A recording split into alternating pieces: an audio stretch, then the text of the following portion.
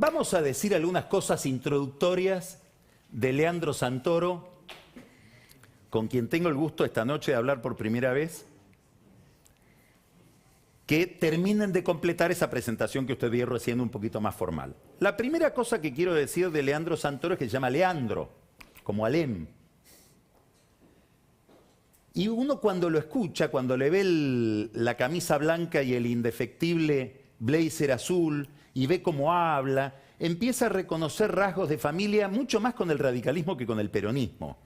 Y en este momento de la Argentina, donde pareciera que el radicalismo resurge, uno tiende a decirle, pero no te habrás equivocado de partido, no te estarás cruzando en el momento inadecuado de vereda. Leandro, bienvenido. Muchas gracias por la invitación. ¿Qué me decís de esto que te digo? Bueno, que no, obviamente. Lo tomo como un piropo, entiendo, viniendo de vos, ¿no? Mira, yo tomo una decisión en función de un compromiso ideológico muy claro. Cuando Alfonsín se muere, el radicalismo hace un giro hacia la derecha, para mí irrecuperable, y se termina de consolidar con el acuerdo de Gualeguaychú. No solamente hacia la derecha liberal, sino hacia la derecha de la antipolítica, que era lo que para nosotros representaba el macrismo en ese momento. Cuando todavía militaba yo en el radicalismo y hablaba con los principales líderes de la Unión Cívica Radical, incluso los que después motorizaron el acuerdo de Gualeguaychú, ellos tenían con Macri una caracterización muy concreta, representaba la antipolítica, eran los negocios en la política, el intento del mercado de colonizar el Estado. Siempre tuve diferencias ideológicas, nosotros estábamos un poquito más a la izquierda, Alfonsín inclusive decía, estos son la izquierda del alfonsinismo cuando hablaba de nosotros. ¿Nosotros quiénes eran? El grupo político mío, al cual yo pertenezco. Acá en la capital. En la capital federal, sí, que tuvimos la suerte de tener una relación personal con Raúl.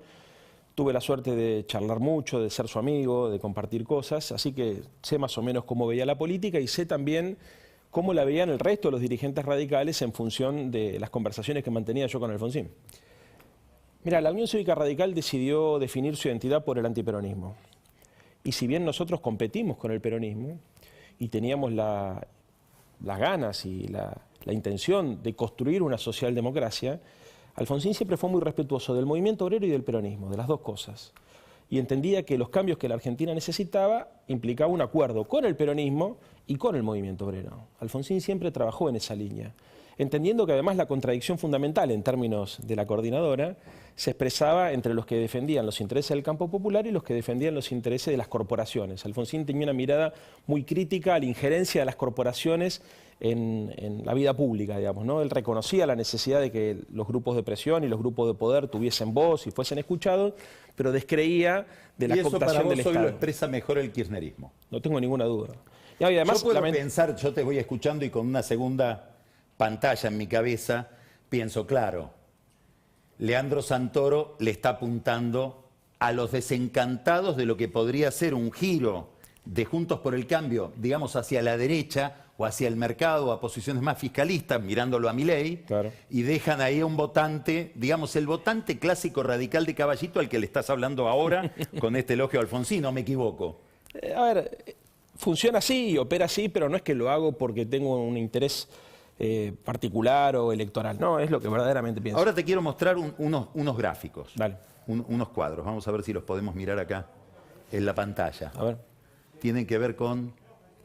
No, esto. Esta es la imagen de Alberto en la capital. Esto es un estudio de Opina Argentina de Facundo Nejamquis que evalúa la imagen de Alberto Fernández, 71% es en bloque negativa, con matices, ¿no? Algo negativa y muy negativa, y la positiva que es 24%. Ahora vamos a mirar qué imagen tienen de vos según esta encuesta, que la sigo bastante, la pegó muy bien en las PASO. Vos estás en 51 y 34. Con 15 de desconocimiento. Con 15 de desconocimiento. Que ahí tenés un potencial. Podemos crecer. Sí, lo que te pregunto es, no me interesa el 34 y el 51, me interesa la diferencia entre 51 y 71, digamos, llevas una mochila encima que es tu amigo Alberto Fernández. Pero, ¿cómo te explicás lo que pasó entre el Alberto Fernández, que conocía a todo el mundo, el operador de Néstor, y esto, que es casi un meme que camina? Bueno, eso es una caracterización tuya. Sí, obviamente, sí, mía. Que no la comparto. Lo acabo de decir yo. Naturalmente que no comparto. Mirá, creo que todos somos conscientes que la pandemia alteró muchísimo las expectativas de la gente y las expectativas y las posibilidades del gobierno. Me parece que si vos mirás la imagen pública de los principales líderes en Europa, pasa más o menos algo parecido. Todos se vieron muy perjudicados. ¿Vos crees que están perjudicados por situaciones objetivas, porque les tocó una escena, o porque se quebraron ellos como seres humanos en una escena muy compleja? No, mira, yo creo que... ¿Me entendés lo que perfectamente, pregunto, ¿no? O sea, seguramente es una combinación de las dos cosas, ¿no? Ahora, si hablamos de la sociedad y no del círculo rojo, lo más importante es el deterioro socioeconómico de la Argentina, eso sin duda. Para el círculo rojo puede ser, que algunos dirán, no, yo esperaba un Alberto que sea, no sé, que tenga esta característica, que se pelee con Cristina, otros, no, yo esperaba un Alberto que tenga más despliegue político. ¿Vos qué Alberto esperabas? Lo que pasa que... Y contame un poco, sinceramente, la diferencia que hay entre este Alberto que ves, que es distinto del que veo yo, obviamente, y el que vos también imaginabas. Lo que pasa que ¿O qué estás esperando? Esa es la pregunta. Primero, yo no hago política pensando en las personas. O sea, yo le asigno un valor a lo personal No, mucho hablo menor. como gestión de gobierno, Sí, sí. no por él. Bueno, pero mucho se explica, lamentablemente hoy el debate político está excesivamente personalizado desde mi perspectiva ideológica. Yo valoro mucho más las ideas y los valores y las políticas públicas que la imagen que puede ser coyuntural. De hecho, si yo me hubiese guiado por la imagen, nunca hubiese sido amigo de Raúl Alfonsín, porque después que le decretaron el cáncer, Alfonsín empezó a recuperar. Pero ser amigo de Alfonsín en la época que era amigo yo era muy difícil, ¿no? Pero explícame por qué sos amigo de Alberto, no de Alfonsín. No. Si ahora volvemos a Alfonsín. A ver, primero soy amigo porque lo conocí antes de ser presidente, y en segundo lugar porque creo que, además de ser una buena persona y bien intencionada, expresa los valores por los cuales yo milité toda mi vida. Tiene una concepción de la democracia con sentido social, él cree que el Estado tiene que cumplir un papel, que la riqueza se tiene que redistribuir, que la Argentina necesita una alianza entre el capital y el trabajo, que es necesario pensar un modelo de inversión pública para motorizar la inversión privada.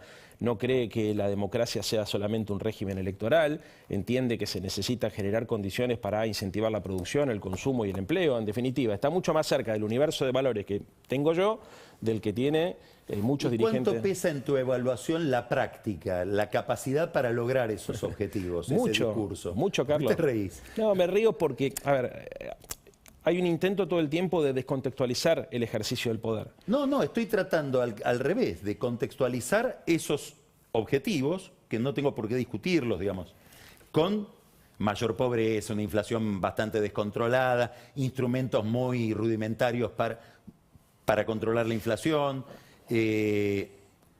una relación con el sector privado que seguramente no alienta a nadie a invertir, la gente, ya no hablemos de las empresas, las familias, las que pueden se van, muchos de los que pueden se van, digamos, hay como una especie de diferencia entre el horizonte, digamos, utópico que encierran todos esos valores y la práctica muy notoria, que me gustaría que la expliques. No te lo digo para gastarte, digamos. No, ya sé, no. Lo que pasa que yo te decía que es incómodo por ahí para el análisis político, desde mi perspectiva ideológica por lo menos, centrar el análisis en las características personales de una... No hablo de características, hablo de éxitos y dificultades, para no decir fracasos del gobierno. Ahora vamos.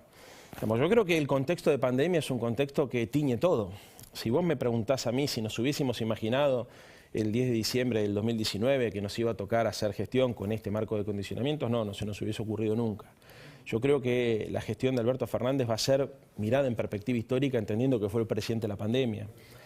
Me parece muy injusto cargarle las tintas a él, suponiendo que es un error de gestión o una falta de liderazgo político, llamarlo como quieras, los problemas que se han suscitado. Creo que cualquier otro presidente de la democracia que le hubiese tocado gobernar en este contexto lo hubiese tenido muy difícil. Ahora vos pensá, Carlos, sí. Carlos, que Alberto no tiene que resolver un problema, tiene que resolver al menos 2 o 3, la recesión y la inflación al mismo tiempo. Todo el instrumental económico, tanto de la ortodoxia como de la heterodoxia, te sirve para resolver uno de esos 2 problemas.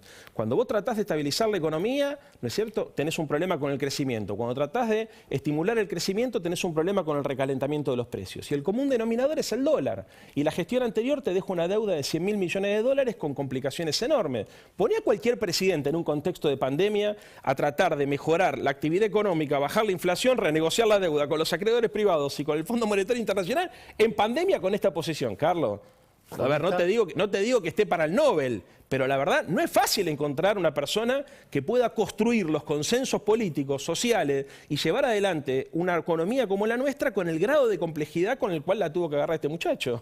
Es increíble. está muy bien la descripción que hace, si no fuera porque no es que no logró acercarse a las soluciones, se alejó de las soluciones. ¿Cuáles son las soluciones para La deuda aumentó, la inflación aumentó y los problemas que tiene la economía argentina son mayores. Más allá, y esta es la pregunta que te quería hacer sobre la pandemia, si vos crees que cuando se haga la evaluación de cómo manejó el gobierno la pandemia, sobre todo en relación con la cuarentena, con ese abordaje, si no va a haber reproches enormes. Digamos, cuando vos mirás la información internacional te dicen, es el país donde en proporción de cantidad de gente más muertos hubo, seguro en América Latina, y el que más daño se le hizo a la economía a pesar... No, en América Latina está mucho peor Perú, está bastante peor Brasil, pero igual te tomo que... En relación, sí, muertos por millón, sí, por millón Perú, aparte un truco ahí con Perú está bien, sí, Brasil tengo mis dudas. Sí, también. Pero además te digo, o sea, la verdad es que, a ver, vos pensás que la Argentina tenía el sistema público de salud desarticulado, nosotros tuvimos que ganar tiempo, tuvimos que tratar de salir al mundo a buscar insumos que estaban siendo prácticamente prohibitivos, los países centrales los acaparaban, era difícil conseguir respiradores, era difícil conseguir vacunas, era difícil conseguir insumos. Vos me preguntás a mí, che, ¿estás conforme, Leandro, vos con todo lo que se hizo? De ninguna manera, y el presidente tampoco. Así hubiésemos hecho todo bien, la situación ameritaba para redoblar los esfuerzos. Lo que digo es, me parece que hay que poner todo en su contexto, digamos. La Argentina no tiene partidos políticos, con lo cual es muy difícil construir acuerdos estables y duraderos, ¿no? Es muy difícil encontrar interlocutores legítimos para poder prorratear los costos frente a una crisis de esta naturaleza. Y la verdad es que acá si hay algo para discutir, digamos, entre otras cosas, es cómo respondió el sistema político de cara a esta situación. Los ataques fueron, la verdad, furibundos. Vos pensás que nosotros, mientras estábamos discutiendo con los laboratorios, había la principal dirigente de la oposición, porque es el presidente del PRO, salía a decir que estábamos tratando de cobrar coimas para conseguir vacunas, o que rechazábamos, perdóname, que rechazábamos... Sobre ese tema, Leandro, lo que hay que reprocharle a la oposición es que les votó una ley de vacunas de la que se dieron cuenta de las dificultades cuando ya la ley estaba aprobada. Ustedes, si algo tendrían que agradecerle a la oposición, es haber votado esa ley de vacunas. Mira, esa ley de vacunas, entre otras cosas, salió como consecuencia... Con independencia de las críticas que hubo cuando después se dieron cuenta de lo que habían votado. Pero estamos hablando de dos cosas distintas. Una cosa es decir, mira, no tenemos marco normativo, estamos enfrentando una situación difícil, y entonces todos tratan de ayudar, y yo digo por la palabra, ¿cómo se llamaba la palabra que... Negligencia, que fue el problema. Pero en el medio de esa negociación también, Carlos, antes y después, nosotros tuvimos que bancar que nos organicen 7 movilizaciones rompiendo la cuarentena, que digan que rechazamos las vacunas de COVAX por prejuicios ideológicos, que publiquen en la tapa de los diarios que las vacunas chinas que habíamos comprado eran de mala calidad cuando habíamos comprado otra. Tuvimos que bancarnos también que salieran a decir que habíamos participado de un crimen que era de gravedad institucional por el fallecimiento del exsecretario de Cristina Fernández de Kirchner. O sea, la verdad que la oposición en la Argentina no ha jugado un papel que vos me digas, mira, es para sentirse orgulloso. Entre otras cosas porque estaba resolviendo su propio liderazgo, Carlos. Porque mientras nosotros estábamos discutiendo cómo hacíamos para conseguir los insumos, para enfrentar la pandemia, ellos estaban viendo quién era el jefe de la oposición. Si era Macri, si era Larreta, si era Patricia Bullrich o cualquiera. Entonces todo el tiempo condicionando la posibilidad de construir acuerdos a la tensión interna, que es exactamente lo mismo que pasa ahora, Carlos. Yo te hago una pregunta a vos. ¿A vos te parece que un líder, ¿a vos te parece que un líder democrático, como yo no tengo dudas que Rodríguez Larreta lo es, en una democracia republicana, como espero que sea la nuestra, puede decir libre de cuerpo, yo con estos sectores de la sociedad no voy a discutir sin que eso tenga costo social? ¿Vos te diste cuenta de la peligrosidad de esas palabras que ha dicho esta semana Horacio Rodríguez Larreta? Pero ¿cómo? Vos podés estar en contra del kirchnerismo, hasta podés tener sospechas que el kirchnerismo te vaya a cumplir, es legítimo. Ahora, nosotros representamos un sector de la sociedad.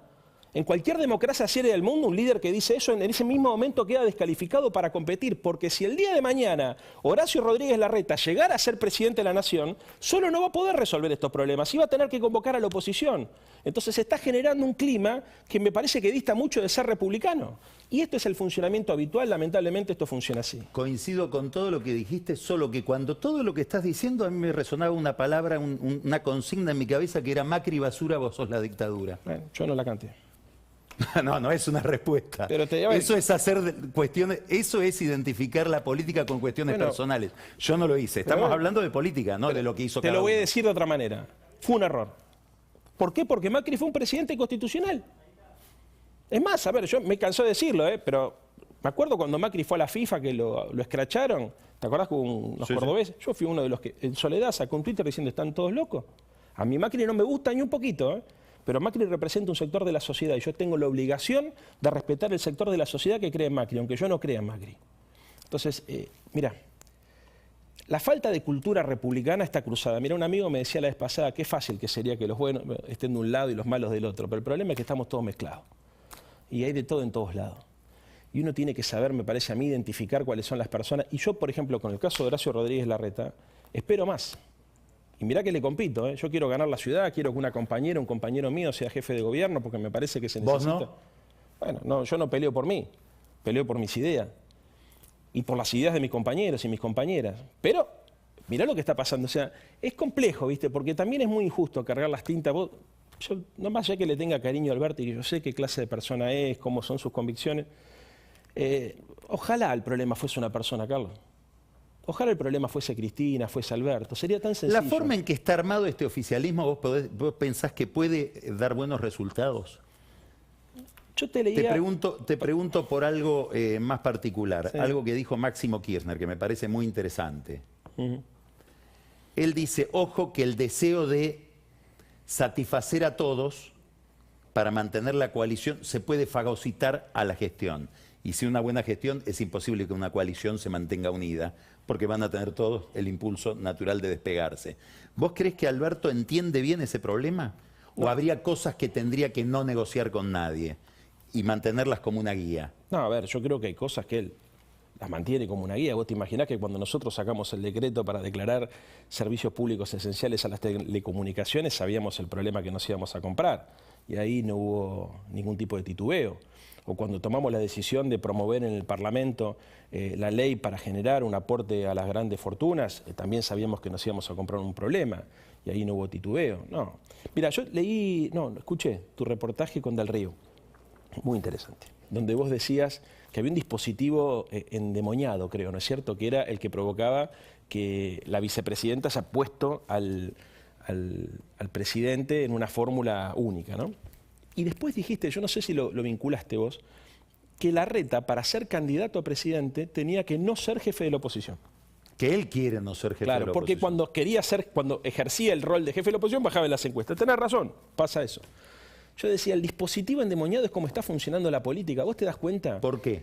Porque pareciera ser que si vos te comprometés con ideas y salís a tratar de construir consensos, te desgasta el ejercicio de la política. Pero eso es lógico, porque No. si vos te pasaste 4 años, u 8 o 10, demonizando al otro, es obvio que cuando te juntes con el otro te contaminás con el demonio que vos mismo creaste. Pero, inclusive... Uno cuando ve Sí, pero yo lo leo que eso en Guzmán términos... dice, le vamos a pedir que nos apoyen, vamos a tratar de acordar, lo voy a exagerar mucho para que se entienda, obviamente no dice esto, con los miserables que hicieron un acuerdo con el fondo para ganar las elecciones, vos decís, me está tomando el pelo. Bueno, ¿Cómo vas a formular esa idea? Pero lo que es increíble es que los que tomaron esta deuda, que además no pueden explicar en qué la gastaron, nos vengan a dar clase de cómo No, la se tenemos gastó en pagar la deuda. Bueno, no sé si se gastó en eso o se gastó en financiar la Está fuga de certificado por el mismo jefe de la tesorería que tienen Está ustedes. bien, pero... Tiene nombre y apellido, un Sí, señor pero... que certifica los pagos. No se gastó es en un eso. mito esto. No, Hay Carlos, una contabilidad no pasó donde así. el mismo señor que está No hoy al pasó frente así. de esa tesorería Sí. certifica en qué se gastó la plata. No, Carlos, no es pasó. administración. No. Lo que hicieron ellos fue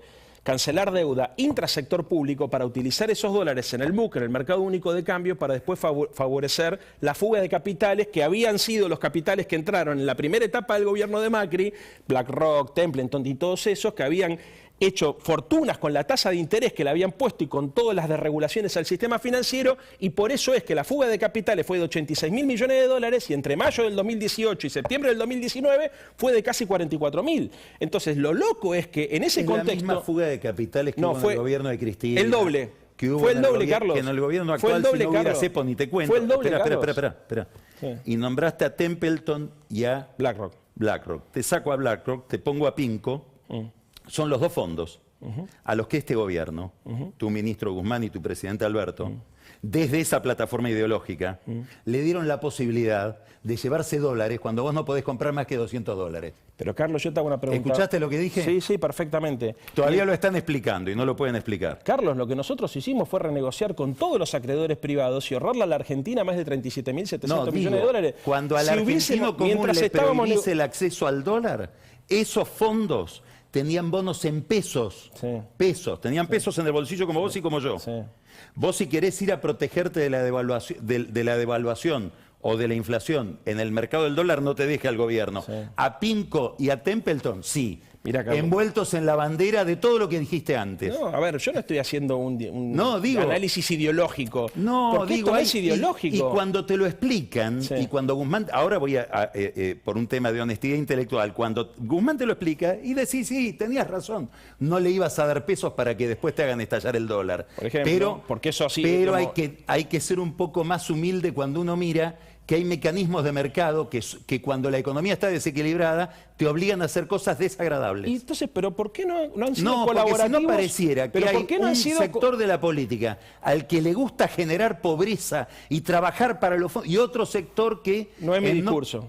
No es mi discurso. Es el discurso que acabas de plantear, Leandro. No, te estoy Lo que dijiste antes no es así, esto. Carlos. Yo no creo que... A ver, yo no sé si lo hicieron porque eran empleados de esos fondos.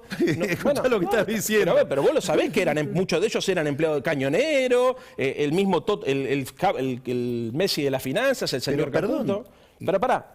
Tampoco digo que... El que les dio los dólares, Macri, el que dijo, los dólares es cuando el Macri, profesor de Columbia, pero no es Cañonero. ¿Vos te acordás cuando Macri dijo, yo muchachos les decía, no se están zarpando tomando deuda? Miren, y ¿te acordás? Digamos que en una suerte de reunión íntima pudo confesar lo que verdaderamente le estaba pasando. No quiero entrar en la discusión. Pero igual tengo un juicio formado sobre el problema de cómo fue la política económica. Pero más allá, yo no creo, este es importante porque si no la gente...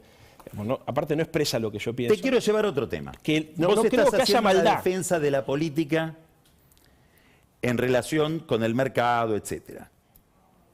Y estás hablando de la necesidad de que la política adquiera la madurez y la sensatez de llegar a determinados acuerdos. Sí. En ese contexto de aspiraciones y de lo que te gustaría, ¿cómo ves a Milei y el discurso de Milei? Muy preocupante. ¿Qué significa? Es la traducción política del malestar social, me parece que anclada en los valores de la ultraderecha, de la derecha más dura. Lo veo como una preocupación, porque además veo que está corriendo hacia la derecha al conjunto de la sociedad y en particular hacia Juntos por el Cambio. Me parece que hay cosas que tienen, hay definiciones de ellos que tienen componentes que son muy peligrosos, como la negación al cambio climático, la relativización de la utilización de la vacuna como un mecanismo para contener la pandemia. Creo que niegan la sociedad, creo que son una suerte de neotacherismo. Viste que Thatcher en su momento había dicho la sociedad no existe, existen los individuos. Y ese discurso es asumido como propio y de esa lógica hiperindividualista está muy cerca de ir hacia una suerte de totalitarismo de mercado. Me parece que son muy irresponsables en términos de lo que proponen. Creo que además juegan con fuego porque están acicalando un malestar legítimo en la sociedad, pero dándole una traducción antipolítica, llevando la discusión hacia situaciones que son verdaderamente delirantes, donde incluso se ha llegado a hablar de superioridad estética y cosas así que me parece que no ayudan. Estás diciendo todo lo que te alarma. Sí. La pregunta es ¿cuánto te interpela la aparición de esto? ¿Cuánto a la política del peronismo, del kirchnerismo, del radicalismo, del PRO, etcétera, Sí. le está diciendo algo como para interrogarse? Es un fenómeno global, no es que pasa solamente acá, ¿no? Si pasara solamente acá... Pero está pasando acá. Sí, pasa acá. Dice mucho, está claro, dice mucho, pero yo lo noto como un fenómeno global. O sea, la ultraderecha no es solamente un partido, es una agenda. Y está hablando, me parece a mí, de una época donde los lazos sociales se empiezan a romper y donde los conceptos tradicionales de lo social y de lo político están en crisis. Ojo, no nos interpela solamente a nosotros, mirá los problemas que está generando en Juntos por el Cambio, haciendo que dirigentes razonables terminen yendo hacia posiciones irrazonables. Entonces me preocupa y creo que, a ver, me preocupa, pero al mismo tiempo no dejo de ver que es un fenómeno excesivamente urbano, ¿no? O sea, me preocupa Ahora no te hago tanto por otra lo que pregunta, representa Leandro. electoralmente, sino por cómo puede influir, digamos, en el conjunto del sistema político. Por lo que dicen las encuestas, no es un fenómeno solamente urbano, sino juvenil, que coincide con una especie de fuga de los jóvenes, probablemente por razones de evolución, de que ya los jóvenes que recordaban o que vivieron la etapa gloriosa, digamos, del kirchnerismo, el crecimiento, etcétera, ya no son más jóvenes. Hay un tema con la juventud. Sí, también lo estoy ¿Y viendo. eso qué significa? Primero, creo que es una exageración decir que los jóvenes son libertarios. Me parece que los libertarios se nutren mayoritariamente de jóvenes, que no es lo mismo, ¿no? Hay jóvenes que son parte del Frente de Todos o que se sienten cercanos a nuestras ideas, muchos son de izquierda, una izquierda trotskista y otros son independientes. Hay gente, inclusive hay liberales muy razonables que no tienen nada que ver con esa forma de ver las cosas.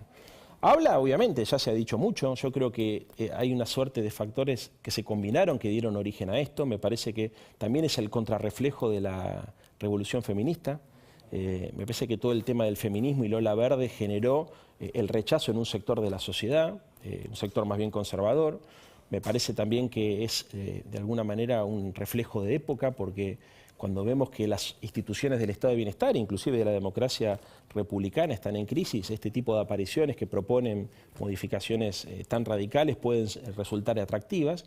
Y creo que hay algo, Carlos, en el tono de lo que ellos dicen, que tal vez sea más importante que en el contenido. Creo que mucha gente se siente identificada con esta gente, con estos militantes o con estos dirigentes, llamémosle, porque expresan una indignación de una manera total. Y creo que ellos han logrado hacer de su desequilibrio emocional una virtud. Hay mucha gente, hay gente que está enojada con el gobierno y vota Juntos por el Cambio. Y hay gente que está muy enojada con nosotros y también con Juntos por el Cambio, que lo votan a ellos no tanto por lo que dicen, sino por cómo lo dicen. Y lo que para vos o para mí puede llegar a ser una alarma, ¿no? Porque decís, che, esta persona está diciendo las cosas, para otras personas puede ser un atractivo. Y esto, por eso también creo que hay que ver cómo ellos construyen, cómo le dan la traducción política a la indignación. Esto sí es un problema que tendríamos que ver todos, porque la desilusión, la desesperanza, si se traduce políticamente de esta manera, corremos el riesgo de que conduzca un camino nihilista del cual va a ser muy difícil salir.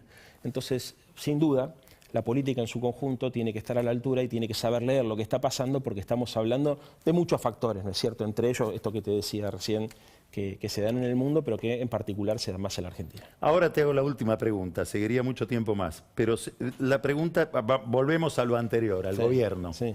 Y ahora quiero aprovechar que vos sos amigo de Alberto Fernández, que sos el oficialismo, estás en la campaña, te saco de la campaña, pon el resultado que quieras en la elección, el que vos quieras. Contanos, según vos imaginás, no un pronóstico, no te voy a pedir un pronóstico, un escenario, el escenario que está en la cabeza de Leandro Santoro respecto de qué rumbo toma el gobierno después de la elección en relación sobre todo con la economía. Mirá, primero creo que hay que seguir apostando al diálogo, a pesar de que los republicanos de Juntos por el Cambio digan que no hay que dialogar o que no estén dispuestos a dialogar. Te lo hago distinta la pregunta para evitar esta parte. ¿Qué llevan al diálogo? Bueno, supongamos que hay diálogo además. Bueno, yo creo que ahí hay varias cosas, ¿no? Está claro que el principal problema que tiene nuestra economía es la restricción externa o la dificultad para conseguir que los dólares que nosotros producimos queden en la Argentina. Entonces esto me parece que es lo primero. Vos, como te decía recién, nosotros estamos enfrentando un problema doble, que es el estancamiento económico, que empieza a reactivarse de alguna manera, pero con la contracara de esto, que es la inestabilidad de precios. Entonces hay que ver de qué manera equilibramos esto. Y se necesita el común denominador, tener dólares en el Banco Central, prorratear, me parece a mí, lo máximo posible los vencimientos con el fondo, porque la ausencia de dólares también está estructurada en función de las expectativas que el mercado tiene de la capacidad de pago de la Argentina.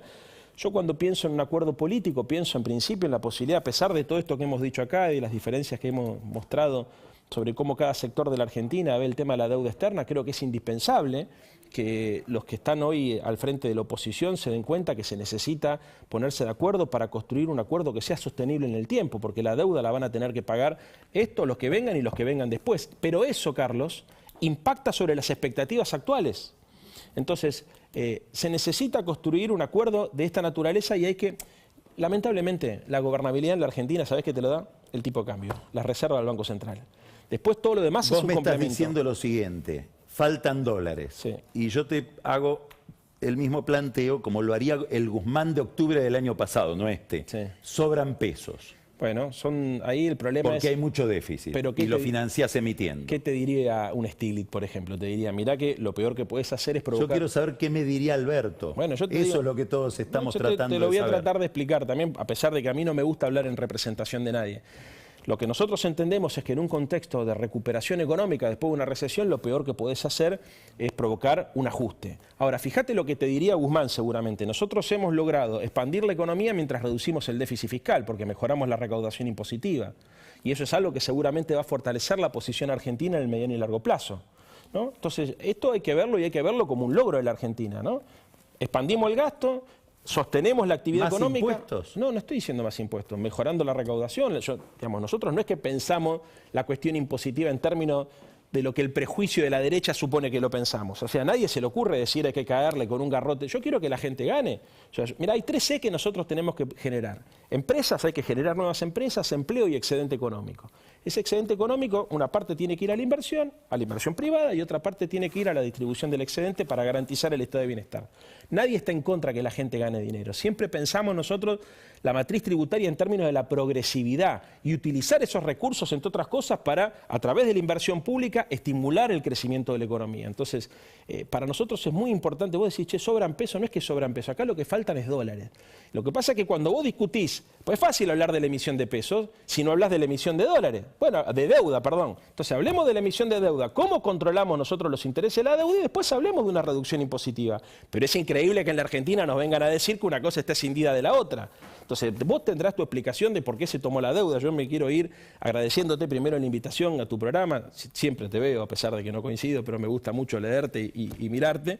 Y decirte francamente que espero que los argentinos y las argentinas se den cuenta que la única forma de salir de este atolladero en el cual estamos metidos es que haya un consenso alrededor de cómo conseguimos resolver el problema de la deuda, resolver el problema de la restricción externa y utilizar los dólares de manera inteligente, no para que se lo fuguen a los paraísos fiscales, como hizo el señor Macri o como hicieron los funcionarios del gobierno anterior, sino para que sirvan para aumentar la producción argentina, para mejorar la competitividad y para mejorar la productividad.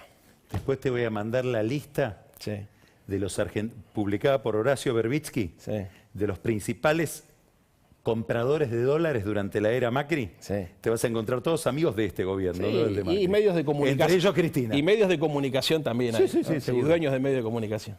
Leandro, muchísimas gracias. Gracias, Carlos, por invitarme. Gracias. De verdad. Bueno, vamos ahora a un corte y nos vamos a encontrar muy brevemente después de este corte con Daniel Vilota, que nos va a hablar del radicalismo, este nuevo radicalismo que toma de nuevo la palabra dentro de Juntos por el Cambio, y vamos a hablar también de el espionaje a las familias de muertos del Ara San Juan, del submarino que se hundió en el sur, en la voz de Pancho Olivera. Ya volvemos.